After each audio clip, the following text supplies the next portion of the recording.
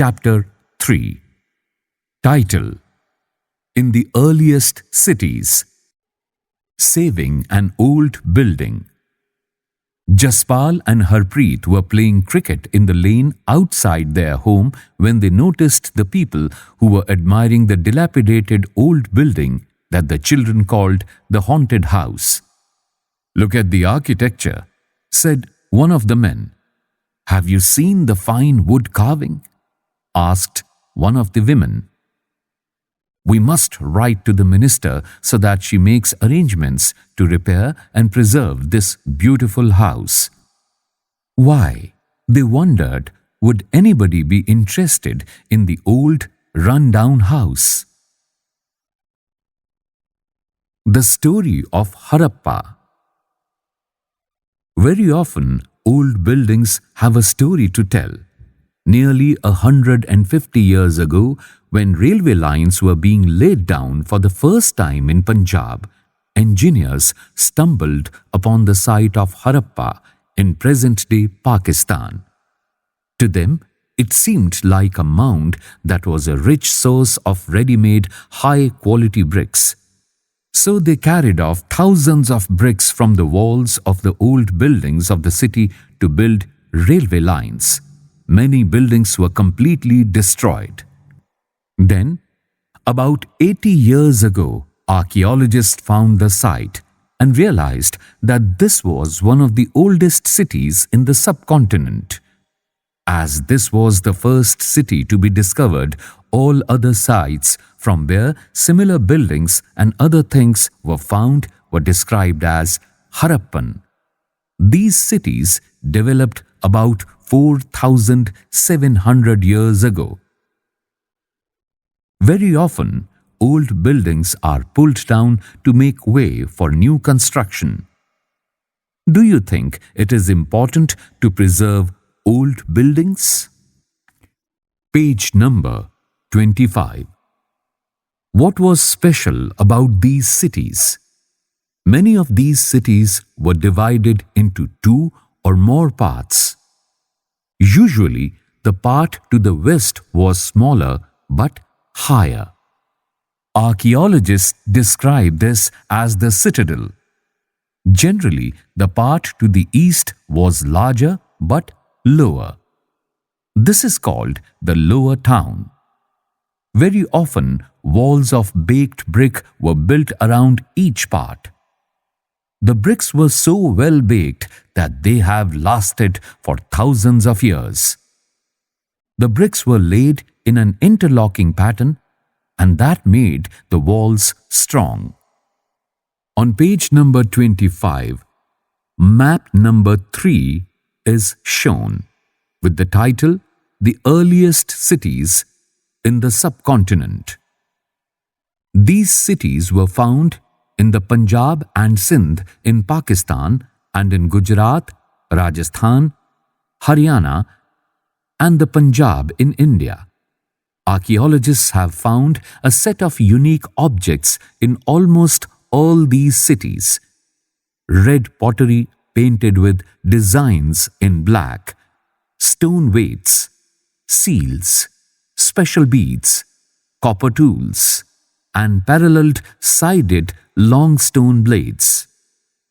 The names of these cities are Harappa, Rakhigadi, Kalibanga, Gameriwala, Mohenjo-Daro, Chanhu-Daro, Sotkakoh, Dhaulavira, Surkotada, Lothal. In some cities, special buildings were constructed on the citadel. For example, in Mohenjo-Daro, a very special tank, which archaeologists call the Great Bath, was built in this area. This was lined with bricks, coated with plaster, and made watertight with a layer of natural tar. There were steps leading down to it from two sides, while there were rooms on all sides. Water was probably brought in from a well and drained out after use. Perhaps important people took a dip in this tank on special occasions. Other cities such as Kalibanga and Lothal had fire altars where sacrifices may have been performed. And some cities like Mohenjo-Daro, Harappa and Lothal had elaborate storehouses. Page number 26. On this page, a picture is shown. This is the picture of the Great Bath. Houses, drains, and streets. Generally, houses were either 1 or 2 stories high, with rooms built around a courtyard. Most houses had a separate bathing area, and some had wells to supply water. Many of these cities had covered drains. Notice how carefully these were laid out in straight lines, although you cannot see it. Each drain had a gentle slope so that water could flow through it. Very often, drains in houses were connected to those on the streets, and smaller drains led into bigger ones. As the drains were covered, inspection holes were provided at intervals to clean them. All 3, houses, drains, and streets, were probably planned and built at the same time. On the left side of this page, there is another picture. It shows how bricks were arranged to build walls in Harappan cities. List at least 2 differences between the houses described here and those that you studied about in Chapter 2. Page number 27. Life in the city. A Harappan city was a very busy place. There were people who planned the construction of special buildings in the city. These were probably the rulers. It is likely that the rulers sent people to distant lands to get metal, precious stones, and other things that they wanted. They may have kept the most valuable objects, such as ornaments of gold and silver or beautiful beads, for themselves. And there were scribes, people who knew how to write, who helped prepare the seals and perhaps wrote on other materials that have not survived. On the right side of this page, a picture is shown. This is the picture of a street in Mohenjo-Daro with a drain. Right below this picture, there is another picture. It shows a well. Besides, there were men and women, craftspersons, making all kinds of things, either in their own homes or in special workshops. People were traveling to distant lands or returning with raw materials and perhaps stories. Many terracotta toys have been found, and children must have played with these. On the far left bottom of this page, a picture is shown. It's a Harappan seal. The signs on the top of the seal are part of a script. This is the earliest form of writing known in the subcontinent.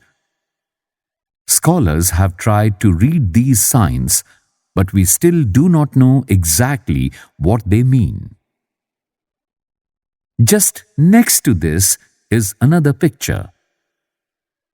These are terracotta toys. Make a list of the people who lived in the city. Were any of these people listed as living in villages such as Mehergarh? Page number 28. New crafts in the city. Let us look at some of the objects that were made and found in Harappan cities. Most of the things that have been found by archaeologists are made of stone, shell, and metal, including copper, bronze, gold, and silver. Copper and bronze were used to make tools, weapons, ornaments, and vessels. Gold and silver were used to make ornaments and vessels.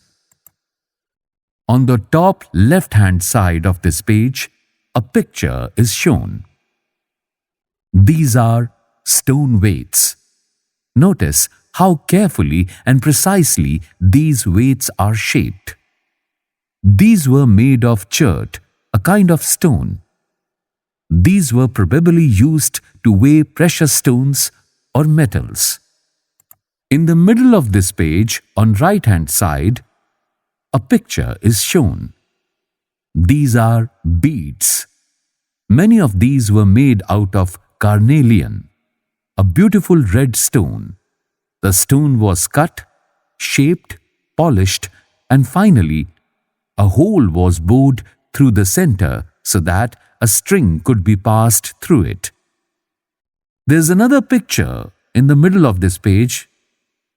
It shows stone blades. The Harappans also made seals out of stone. These are generally rectangular. See illustration on page number 27. And usually have an animal carved on them. The Harappans also made pots with beautiful black designs, such as the one shown on page number 6. Was metal used in the villages you learnt about in chapter 2? Was stone used to make weights?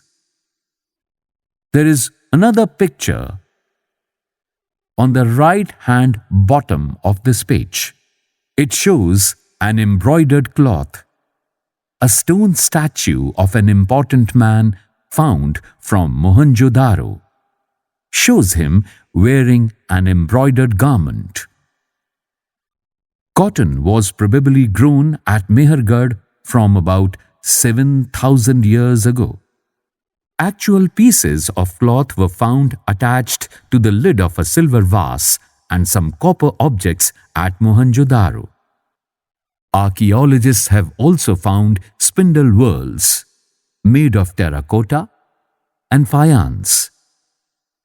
These were used to spin thread. Page number 29. On this page, a picture is shown describing faience. Faience. Unlike stone or shell that are found naturally, faience is a material that is artificially produced. A gum was used to shape sand or powdered quartz into an object. The objects were then glazed, resulting in a shiny, glassy surface. The colors of the glaze were usually blue or sea green.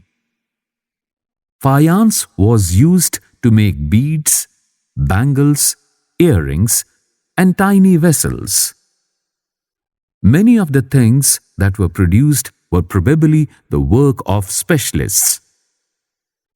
A specialist is a person who is trained to do only one kind of work, for example, cutting stone, or polishing beads, or carving seals.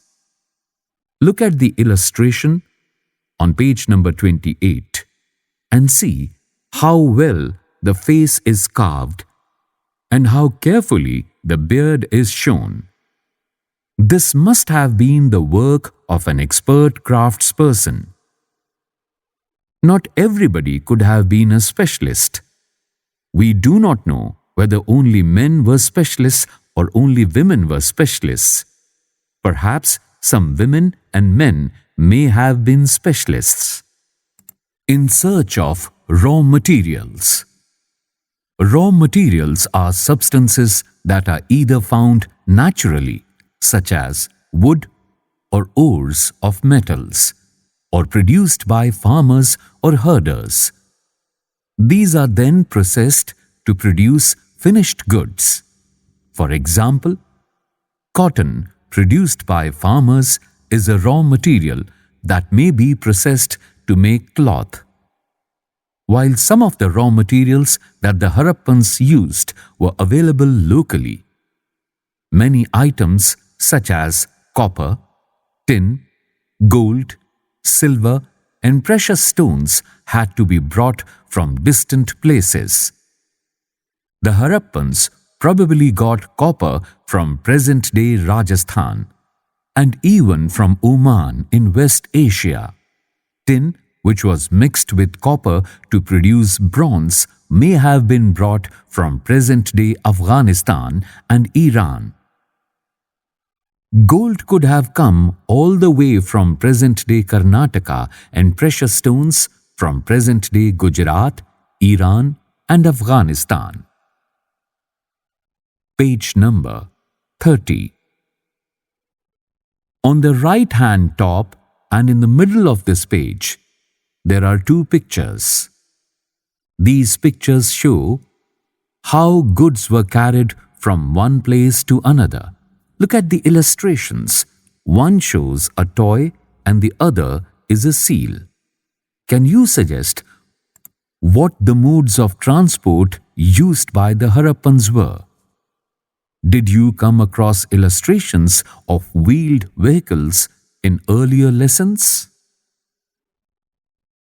Food for people in the cities. While many people lived in the cities, others living in the countryside grew crops and reared animals. These farmers and herders supplied food to craftspersons, scribes, and rulers in the cities.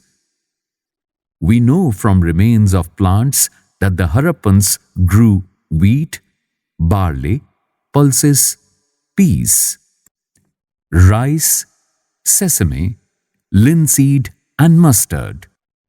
A new tool, the plough, was used to dig the earth for turning the soil and planting seeds. While real ploughs, which were probably made of wood, have not survived, toy models have been found. As this region does not receive heavy rainfall, some form of irrigation may have been used. This means that water was stored and supplied to the fields when the plants were growing. The Harappans reared cattle, sheep, goat, and buffalo. Water and pastures were available around settlements. However, in the dry summer months, large herds of animals were probably taken to greater distances in search of grass and water. On the left bottom, a picture is shown. It shows a toy plough. Today, in many farming communities, only men use the plough. We do not know whether the Harappans followed such customs or not. They also collected fruits like bear, caught fish, and hunted wild animals like the antelope. Page number 31.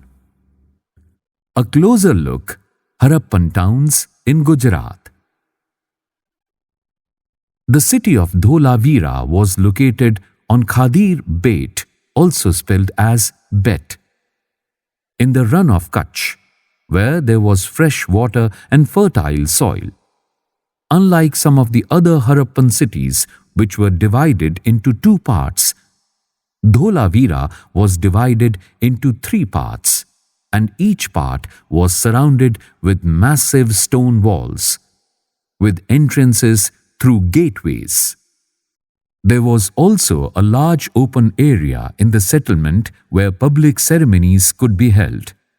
Other finds include large letters of the Harappan script that were carved out of white stone and perhaps inlaid in wood. This is a unique find, as generally Harappan writing has been found on small objects such as seals. The city of Lothal stood beside a tributary of the Sabarmati in Gujarat, close to the Gulf of Khambat. It was situated near areas where raw materials such as semi-precious stones were easily available. This was an important center for making objects out of stone, shell, and metal. There was also a storehouse in the city, many seals and sealings. The impression of seals on clay were found in this storehouse. A picture is shown in the bottom of this page. It's a dockyard at Lothal. This huge tank may have been a dockyard where boats and ships came in from the sea and through the river channel. Goods were probably loaded and unloaded here. Page number 32. A building that was found here was probably a workshop for making beads, pieces of stone, half-made beads, tools for bead making, and finished beads have also been found here. A picture is shown on this page. It depicts seals and sealings. Seals may have been used to stamp bags or packets containing goods that were sent from one place to another. After a bag was closed or tied, a layer of wet clay was applied on the knot and the seal was pressed on it. The impression of the seal is known as a sealing. If the sealing was intact, one could be sure that the goods had arrived safely. Seals are used even today. Find out what they are used for. The mystery of the end. Around 3,900 years ago, we find the beginning of a major change. People stopped living in many of the cities. Writing, seals, and weights were no longer used. Raw materials brought from long distances became rare. In Mohenjo-Daro, we find that garbage piled up on the streets. The drainage system broke down, and new, less impressive houses were built, even over the streets. Why did all this happen? We are not sure. Some scholars suggest that the rivers dried up. Others suggest that there was deforestation. This could have happened because fuel was required for baking bricks and for smelting copper ores.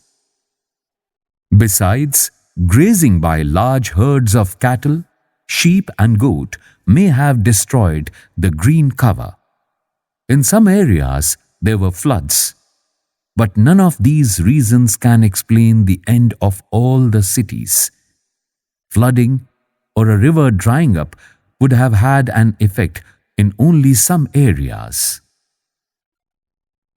Keywords: city, citadel, ruler, scribe, craftsperson, metal, seal, specialist, raw material, plough, irrigation. Page number 33. It appears as if the rulers lost control. In any case, the effects of the change are quite clear. Sites in Sindh and West Punjab, present-day Pakistan, were abandoned, while many people moved into newer, smaller settlements to the east and the south. New cities emerged about 1,400 years later. You will read about them in chapter number 5 and 8. Elsewhere, find Egypt in your atlas. Most of Egypt is a dry desert, except for the lands along the river Nile. Around 5,000 years ago, kings ruled over Egypt. These kings sent armies to distant lands to get gold, silver, ivory, timber, and precious stones. They also built huge tombs known as pyramids. When they died, the bodies of kings were preserved and buried in these pyramids. These carefully preserved bodies are known as mummies. A large number of objects were also buried with them. These included food and drink, clothes, ornaments, utensils, musical instruments, weapons, and animals. Sometimes even serving men and women were buried with the rulers. These are amongst the most elaborate burials known in world history. Do you think kings would have needed these things after death? Imagine, you are traveling with your parents about 4,000 years ago from Lothal to Mohenjo-Daro. Describe how would you travel, what your parents might carry with them, and what you would see in Mohenjo-Daro.